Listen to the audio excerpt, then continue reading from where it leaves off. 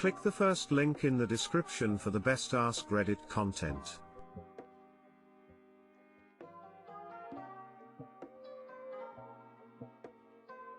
Today I fucked up by smoking a joint. TL doctor at the bottom. Okay, for a bit of context, my girlfriend and I smoke weed pretty often. We go to our local smoke shop maybe once a month to re-up, and I usually get a house pre-roll which is just mixed weed in a joint for cheap. No specific strain. Fast forward to yesterday, I had been sitting on my pre-roll for a couple weeks waiting for a good time to smoke it. I play a lot of COD and am garbage when I'm high, so I try not to smoke if I'm gonna play. My girlfriend and I got a bunch of art supplies and we're sitting down to start painting, and she suggested we smoke our joint that I'd been saving. I agreed, and after a few we went outside to do so. Also important, our door stays locked, so when you put the key in you're really just turning the knob to open it, but after that, it's locked. I got outside, joint and lighter in hand and nothing else. Light up, I'm in my boxers and a white t-shirt. My GF steals some of my basketball shorts and follows. She closes the door unbeknownst to me. My keys are in the house. She had recently brought our spare in too. My car got stolen 20 feet away, so she wasn't very trustworthy of the surrounding area. We smoke a little and I go to open the door, it's locked. Sam, did you close the door? Yeah. Why? Samantha, the door is locked. Cue 10 minutes of panic as we try to figure out our way in. Sliding glass door, locked. Upstairs sliding glass door also locked. Landlord not picking up, it's a Sunday, no one is working on property. Fuck. I turn around after 3 or 4 failed calls and Sam gets an idea. We locked our German Shepherd inside by accident. Maybe if we get her to jump up she will pour the lock for the sliding glass door and unlock it. Stoner ingenuity at its finest. Cue 30 minutes of us going, who's a good girl? Jump. Pour right here. Please. Come here, who's a good girl? You want a treat? We looked quite stupid. The dog happily participates and actually moved the lock a couple times, but she gets more deterred each time we try to get her to jump up, which must have been like 30 or 40 times. She is visibly pissed at us because she thinks we're messing with her, not knowing she is our only hope. She gave us the saddest look of mom, dad, I'd what you want. I've jumped up 30 times, let me out. Let me come, love you, I miss you guys. She's too sweet. I sigh as Sam continues to try to get our dog to unlock the door. Dog is just staring at us in disgust because of this cruel joke we're playing on her. Light bulb. I remember the maintenance guy lives on property, so I might be able to find him. I take my boxers off, meat swinging freely in the smoky California air, hand them to Sam to put over her underwear and have her give me my shorts, and I walk my stoned ass in my socks, free-balling the half a block to the office and wait. Knock, no answer, knock, no answer. Fuck X2. It's been nearly 50 minutes at this point, I think. Sam is probably still trying to get the dog to unlock the door. Just then I hear a "Hey buddy,"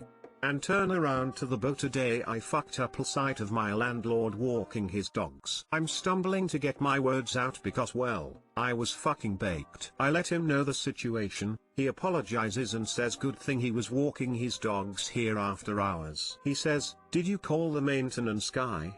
I say yes, but no answer. Landlord is pissed, call him again. He needs to be there for my tenants in situations like this. I got you either way though. Sorry to use you like this, but he really should be picking up. Cue 10 minutes of my stoned ass in my socks standing with my landlord calling the maintenance man. No answer. Text him I do. No answer. He says okay, well let me go grab the keys. You're in your socks, go back to your apartment and I'll meet you there. Thank God, I think. I walk back and tell my GF what's happening. We both sigh in relief as landlord walks up and opens our door. We immediately put the spare key back outside, and gave our pup a treat for being such a team player. Not as crazy as some of these on the subreddit, but I figured I'd share my hour-long weed-induced panic. TL doctor, my GF and I decide to smoke and spent an hour living a sitcom because we locked ourselves out. Pup tax. Edit, I do not know what happened to the maintenance guy. I'm so sorry lol. Thank you all for the kind words and stories, it's nice to see such an inclusive community. And to those coming at me about format, I was writing this on my phone at work so things got jumbled, I apologize. Grimacing face. Stoner time elapsed. 59:36. Actual time elapsed, 14:29. Lamau longest 15 minutes of my life. Expected to laugh at a stoner but instead fell in love with a puppy and was introduced to a great landlord. 10/10.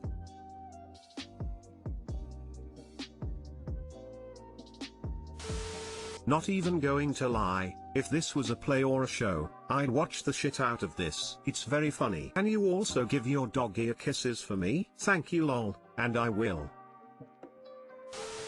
This sounds like it could be from Seinfeld but with more dogs and weed. TBH, that's such a compliment lol.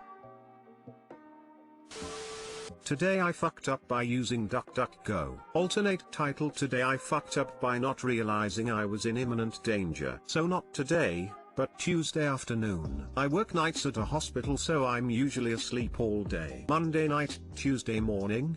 As I was going to bed, I noticed that the wind was exceptionally strong, but thought nothing else of it. At around 10:45/11 am, I woke up to a friend who lives just down the street calling to let me know that there was a wildfire nearby. I thanked him for the heads up, then started searching around for more info. I use a privacy browser on my phone, and default search engine is set to DuckDuckGo. The only nearby fire that popped up was almost 20 miles away from me, and had gotten under control 2 days prior. I went neat and told my roommate, who also works nights, and boyfriend that our buddy seemed to be overly concerned about very little, and that we could probably go back to sleep. Same friend called again, asking to come and pick up my roommate since we currently only have one car, and he was worried we might need to evacuate. I told him yes, but only if he promised to let her sleep because she had work that night. Still not worried, I putted around for a little bit, then started noticing that there seemed to be an awful lot of cars going past our street. Now I live pretty close to a major highway, so traffic noise is common, but this was more than usual. There was also quite a lot of smoke and sirens. I stepped outside my house, took a look down the street, didn't see much other than a higher volume of traffic than usual. Then I looked up and to the right. There was a huge plume of smoke that looked far too close for comfort. I went back inside, woke my roommate back up and let her know we needed to pack go bags, and finally decided to check Google. I was in a level 2 evacuation zone. The fire started roughly 2.5 miles away from my house, and the wind was pushing it straight toward us with 20 to 30 miles per hour gusts. Our friend arrived at 1 p.m. or so. I was in the process of getting my stuff together, and we hadn't received a level 3 warning yet, so I put on REM. It's the end of the world as we know it, and I feel fine, and made breakfast for everyone. All in all, very much a mood. My boyfriend was standing outside, keeping an eye on things while my roommate and I finished packing. At around 2 p.m. my boyfriend came inside and said we have to go. The buildings across the street from us were already burning. A friend who called me to warn us ended up losing his apartment, and although we confirmed that our place is still standing, I haven't been able to go home since we were evacuated. There's no official count yet, but hundreds of homes and businesses have been destroyed, and at least 2 people have died. I heard that around 12 people I work with lost everything. Many people still don't know for sure if their homes are there. There's no electricity or water at the homes that are still standing, and there's exposed gas lines and leaks all over what's left of our city. And I didn't take it seriously for almost 3 hours after being warned by a concerned friend. Too long, didn't read, was warned about an emergency, didn't check mainstream search engines for news updates, almost slept through / got trapped in a wildfire that ended up destroying part of my home city. Edit: to clarify some things, a level 2 is be ready at a moment's notice and level 3 is get out. If I had had to drop breakfast and leave, I would have. None of us had eaten yet that day, and honestly making food and making sure everyone had a meal before we left was probably the least stupid thing I did. We ended up stuck in our car for nearly 4 hours while we were evacuating, and if we'd all been in that situation on an empty stomach, I can only imagine how much worse it would have been. We waited until we were at a level 3 to leave because that was what the police and firefighters directing people told us to do. And also, shout out to the hundreds of you taking time to point out I'm a dumbass. I know you're right, and that's why I'm posting about it in the I fucked up Reddit, thank you Lamau. It's impossible to know how you will respond in a life or death situation until you're in one. I'm comfortable knowing that my immediate response, once realizing the danger is real, is to pack, feed my people, and be ready to leave when I'm told to by authorities. The only reason I cited DuckDuckGo in this fiasco was because once I got off the phone the first time I started searching for fires around my city, and none of the news articles that came up were about the one that had just started. Though I could have had 3 extra hours to pack, but I didn't realize how close the fire was, because I didn't check enough sources. Edit 2, damn y'all are brutal. Thank you so much for the rewards Toe, and to everyone who is able to read this and see how blatantly stupid I was acting. Take notes and learn from my near miss. Final edit to clarify some minor points, defend some of my actions, and correct a factual error I made. The fire originated 2 miles from my house, but was about 2.5 away by the time I realized what was going on. I didn't know either of these facts until after we had evacuated. I do not live in an area that has historically been affected by wildfires,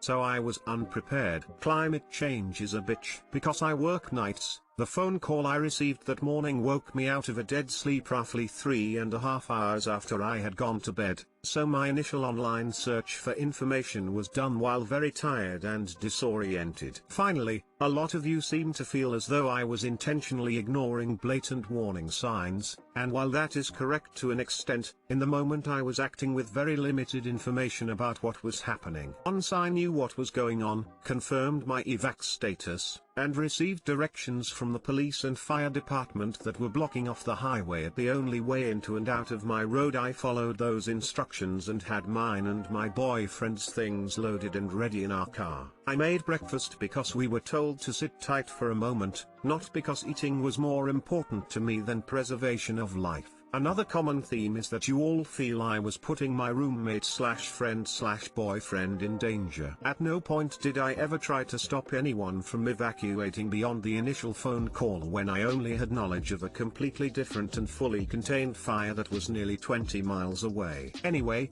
it's been swell. Learn from my mistakes and make sure you know where to receive emergency and evacuation warnings. You were still unconcerned after checking Google and learning it was 2.5 miles away and approaching you fast. This one isn't DuckDuckGo's fault. It really makes you wonder why the subreddit is called, "Today I Fucked Up." I mean, you were cooking breakfast and listening to music after checking Google, so I don't think you can blame this one on the search engine. Okay, I get the first part, but the real "today I fucked up" was at 1 p when you still ignored reality. Edit to add, it should not take you an hour to be ready to evacuate anywhere. Throw a few clothes in a bag, a sturdy pair of shoes, grab your paperwork and licenses, which should all be organized in the same place. 5 minutes worth of mementos if you have time. You should be out the door in 7 minutes, max. No shower, no brushing teeth. At 3 minutes if you have pets. If you can't figure it out, practice it. Thanks. Today I fucked up by being complacent. FTFY. You can't search near me in a privacy search engine. How is it supposed to know where your location is, when this is one of the very things it is promising not to ascertain about you because of privacy settings? Or simplify my city. 2 words, and you have both the location and what you're searching for covered. Today I fucked up by telling everyone my dad is dead. Obligatory, this didn't happen today. So rewind to 19 years ago on the 11th of September. My dad was in the military and on a deployment in Japan. The day of 9/11 he was due to fly home. Well, obviously that didn't happen. My mom tried to explain that my dad wasn't coming home. "Daddy won't be coming home today like we thought, he's in a safe place right now," she said. So my mom keeps me home from school that day, and the next day before I go to school she says to me, "Daddy's in the sky today." Well, I get to school and all of my teachers who knew my dad was in the military were asking if he was okay. My response? Mommy told me daddy wasn't coming home yesterday, but today he's in the sky. Now my first grade brain didn't register that my teachers would hear in the sky as in heaven. The day after 9/11, I told my teachers my daddy was in the sky the day after September 11th, 2001. All of my teachers thought I was telling them my dad just died in 9/11. My mom had to come to the school and explain that he wasn't dead, and that I was just a peanut brain. Too long didn't read, lil ol me being in first grade and not fully understanding what happened on September 11th, 2001, told my teachers on September 12th, 2001 my daddy was in the sky. Yeah, in a fucking airplane on his way home. Edit, RIP inbox. Thank you for all the awards, kind strangers. Also, just to clarify, for anyone wondering, he was on a military flight back, so he was able to fly home sooner than any civilian flight. And no offense taken at all to my mom's poor word choice, she was also a bit of a peanut brain when I was a kid, lol. You were not a peanut brain. Kids hear everything literally at that age. A kindergarten substitute teacher ordered my class to sit up. He was very irritated when half the class stood up and the rest remained seated. Another time my regular kindergarten teacher said one of the girls was in hot water. I was wondering where this hot tub was in the school. You can imagine my disappointment when a slideshow in the auditorium was just pictures projected on a screen. You didn't mess up. That is an example of child innocence at its best. I am glad that your daddy's / was okay and that he was able to come home to y'all in the end. I appreciate it. Yes, thankfully he was, and now just enjoys telling the story, lol. When I was around 8 years old, I was playing with one of my neighborhood friends when his 3-year-old brother came out to play. I asked him where his dad was. I had seen him a few minutes ago and wanted to ask him something, and he replied by pointing up into the sky. I found this funny, so brought him to my friend and was like, haha, look at this. Where's your daddy? To have him point into the sky and me burst out laughing again. Our dad is dead. Name is just our mother's new boyfriend. Man, just thinking about it makes me want to cringe my way into the nearest black hole. Teef, that sounds more like your mum fucking up. Says dad is in the sky today rather than dad is on his way home. Very poor choice of words. You were a totally normal kid just repeating what you heard. 3. When my daughter was little, my husband used to read kid magazines like Highlights with her, but also ones for adults like National Geographic and Time to help expand her vocabulary and understanding of the world. So of course in school, she told her teacher she looks at adult magazines with her dad. That was an awkward call from the school.